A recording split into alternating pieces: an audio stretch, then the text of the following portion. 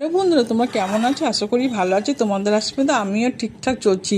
তো আজকে আমার মায়ের হাতের, মা ঠাকুমার হাতে পুরোনো দিনের রান্না, কাঁঠালের বিছনে ডাল। ডালটা কিভাবে করব সেটা তোমরা দেখতে থাকো। দেখতেই পাচ্ছ, কাঁঠালের বিছন নিয়ে নিয়েছি। কাঁঠালের ডাল করার জন্য বিছনটা থ্যাতো করে নিচ্ছি।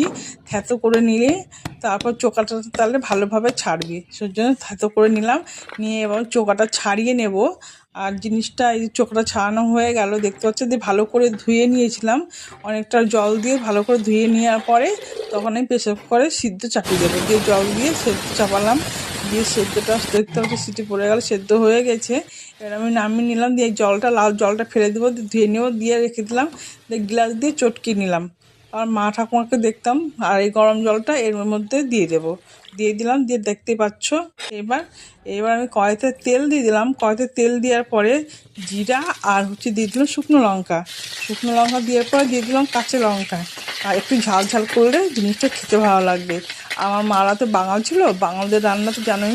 আর আদা বাটা দিয়ে দিলাম, আর এদিকে হলুদ আর লবণ দিয়ে দিলাম। দিয়ে ভালো করে কষে রান্না করবো। আর যত কষা যায় তত জিনিসটা ভালো হয় খেতে।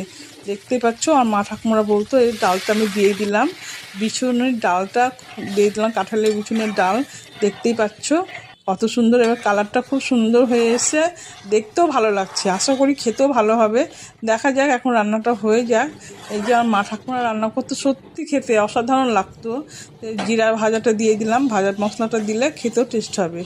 আর ভাজা মশলাটা দিলে খেতে টেস্ট হবে না, জিরা ভাজাটা দিলে খেতে খুবই সুন্দর লাগে। দেখতে পাচ্ছি ডালটা হয়ে এসছে। এবার আমি নামিয়ে নেব। খুব পাতলা করিনি, একটু গাঢ় করেছি। গাঢ় করলে জিনিসটা খেতে লাগবে।